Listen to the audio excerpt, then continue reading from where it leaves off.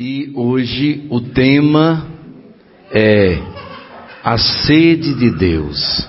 A minha alma tem sede de Deus, deseja o Deus vivo. E nós escutamos essa realidade na primeira leitura de hoje. O povo está no deserto fazendo sua quaresma, não de 40 dias como nós fazemos, mas de 40 anos. Uma geração que tem que ser purificada no deserto, porque está cheia de idolatrias, viveu muito tempo acostumado com a vida de escravo, e nós nos acostumamos, meus irmãos, infelizmente, com as coisas boas e com as coisas difíceis. Por isso que a virtude é um hábito bom e o vício é um hábito ruim. É uma coisa que se repete, é uma coisa que precisa verdadeiramente da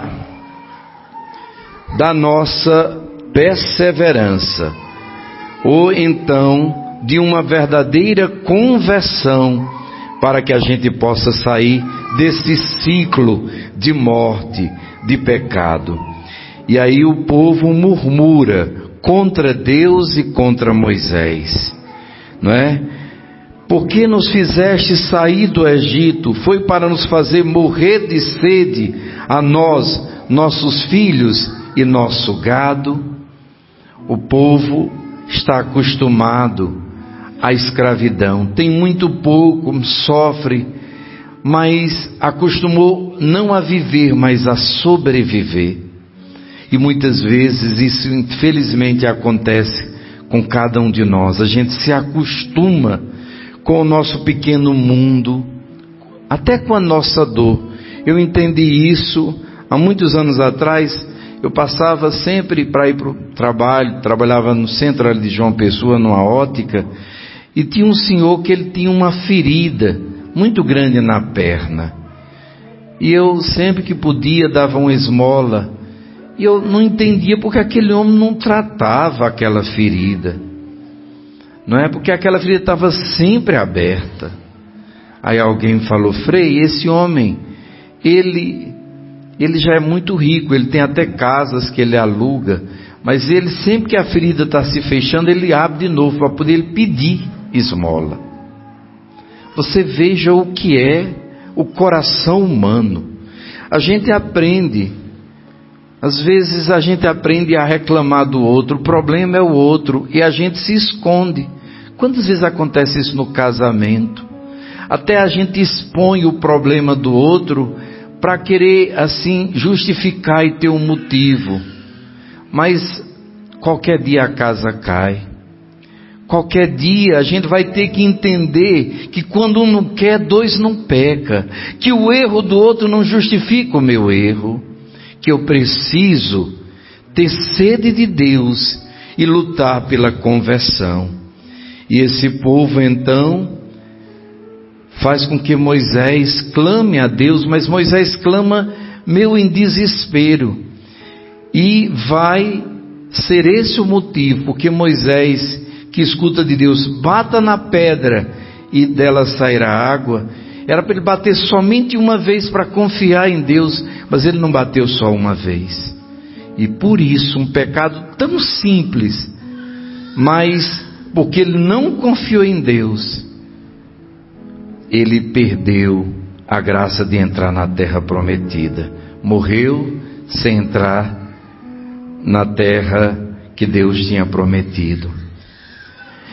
Isso é para nós, por isso que o nome daquele lugar é Massa e Meriba, não é? E hoje o Salmo, relembrando esse episódio, nos diz: hoje não fecheis o vosso coração, mas ouvi a voz de Deus. Para sair desse deserto, para sair dessa quaresma verdadeiramente transformados, temos que abrir o nosso coração.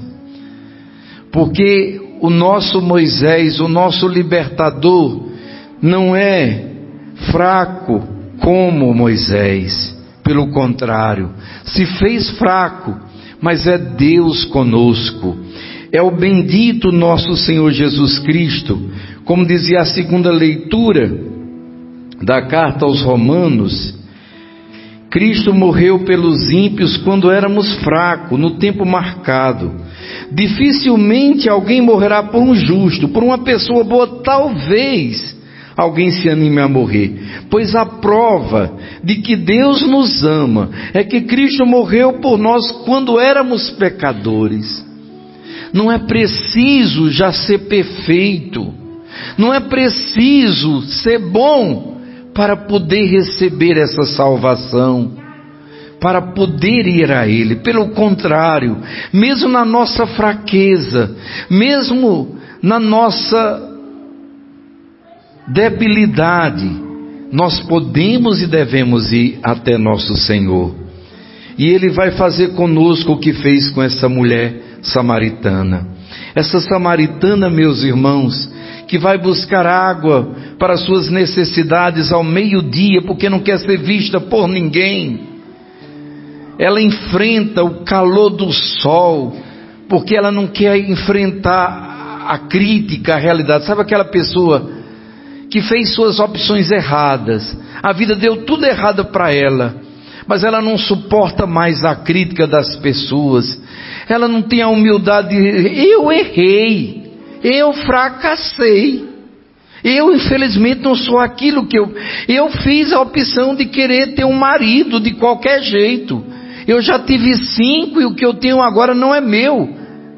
Mas eu não quero receber a crítica, eu não quero que ninguém fale mal de mim. Eu quero que as pessoas me aceitem como eu sou. Isso é uma grande vaidade, isso é um orgulho besta e tolo, que nos impede não só de chegar a Deus, mas chegar às pessoas. Existem críticas injustas? Existe muita gente que se importa com a nossa vida, que devia se importar com a sua. Sim, isso é também verdade, mas o erro dele não justifica o meu erro. Tem tanta gente boa, e eu também cometi tantas coisas erradas, e eu tenho que ter a humildade de dizer: eu errei. Eu estou hoje sofrendo muita crítica porque eu também mereci. Eu destruí algumas famílias. Você imagina esses homens, com certeza eles não eram solteirinhos. Ela destruiu outras famílias, porque ela queria a vontade dela. Às vezes a pessoa faz a opção dela e ela quer que todo mundo aceite e cale a boca e aceite ela como ela é, e não é importante nada, ninguém pode dizer nada. Isso aí é a dureza de coração, isso não leva à conversão. Mas nosso Senhor, bem diferente de Moisés, que nos ama, Ele insiste: mulher, dá-me de beber. Como sendo tu judeus, pede beber a mim que sou um samaritano? Se você conhecesse o dom de Deus e quem é que te pede, dá-me de beber, tu é que pedirias e eu lhe daria uma água viva. Tu não tens balde, o poço é fundo, você é maior do que nosso pai Jacó, que deu de beber esse poço aos seus filhos e animais e nos deu essa graça. Todo aquele que beber dessa água voltará a ter sede, mas aquele que beber da água que eu lhe der, jamais voltará a ter sede. Senhor, dá-me dessa água, olha a sinceridade, para que eu não possa mais vir aqui, não precisa mais vir aqui. Ela não ama a água viva, não ama Jesus. Ela está falando do Espírito Santo, mas ela está pensando na sua própria necessidade de ajudar um pouquinho a sua vida.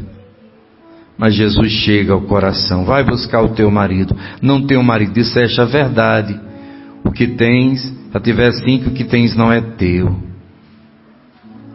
Senhor, vejo que és um profeta. Aí ela tenta mudar de assunto. Nossos pais adoram aqui no Monte Garizim, mas vós dizeis que a salvação vem dos judeus. Devemos adorar aqui em Garizim ou em Jerusalém, no templo dos judeus?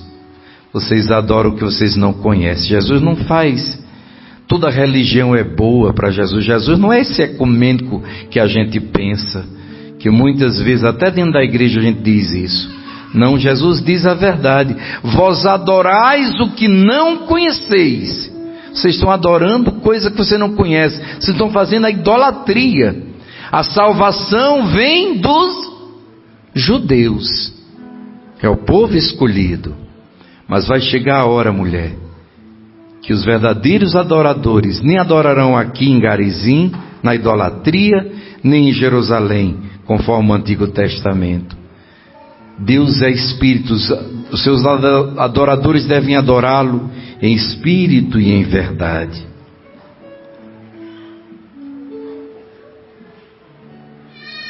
Senhor, é verdade que virá o Messias, que chama Cristo, e quando ele vier, vai revelar todas as coisas. Sou eu, mulher, que falo contigo. Que coisa linda, esse texto aqui nós vimos resumido, não conta, mas ela deixou os cântaros, os discípulos chegam, aquela mulher que tinha horror daquele povo, que preferia o sol do meio-dia a ficar perto deles para ouvir mais uma crítica e uma acusação. Ela corre agora sem medo, encontrou água viva, encontrou o Salvador.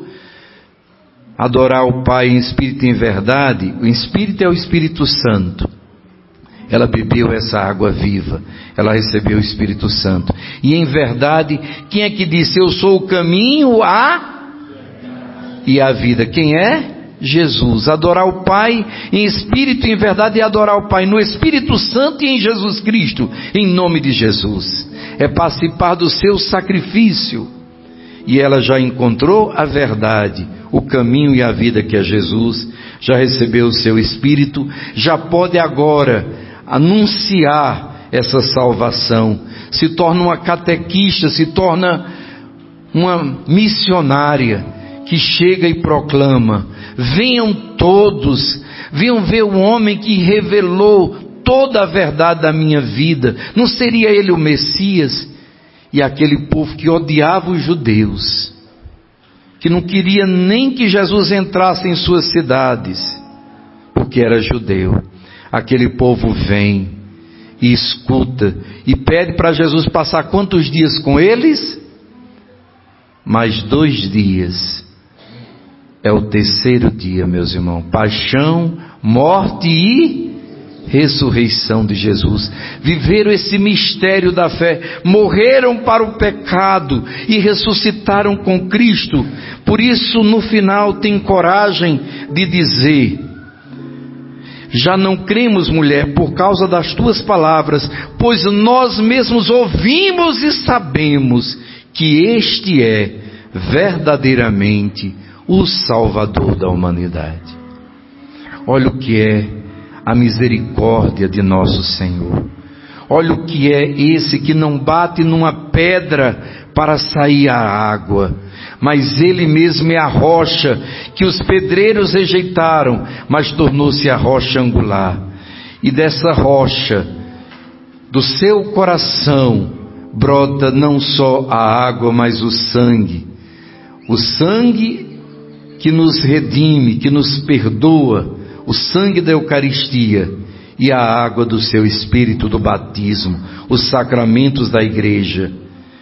Tu és Pedro, e sobre essa pedra, essa rocha, edificarei a minha igreja. E então Jesus e a igreja continuam repetindo para mim e para você, samaritanos, como essa mulher, que muitas vezes vivemos aqui os nossos dramas, ou como aquele povo naquela quaresma, ainda cheio de murmuração, cheio de tantas dúvidas, escravizado, acostumado a viver nos vícios do mundo. Ele continua a dizer, se você tem sede, vem a mim e beba, e do seu interior manarão rios de água viva. Façamos nessa terceira semana da quaresma essa grande graça. Peçamos ao Senhor essa graça de verdadeiramente termos sede de Jesus. Na primeira semana o Senhor nos levou ao deserto para enfrentar as tentações e vencer o maligno na força da sua palavra. Semana passada ele nos levou ao Monte Tabor com Pedro, Tiago e João, se transfigurou, mostrou sua glória, mostrou o que vai acontecer conosco lá no final, se permanecermos nele, se ouvirmos, se seguirmos a sua vontade. E hoje ele diz: tenham sede, clame o meu Espírito Santo, vençam as murmurações, vençam os vícios, deixa eu entrar na sua vida. Não fique tão preocupado com as críticas das pessoas, não fique tão preocupado em querer uma vidinha fácil e boa. Esse mundo é um deserto. Tenha sede de mim, venha a mim, beba do meu Espírito Santo, se renove, continue sua caminhada quaresmal, não é? Na certeza que o meu Espírito completará essa obra e que você se tornará do Pai um adorador em espírito e em verdade. Amém?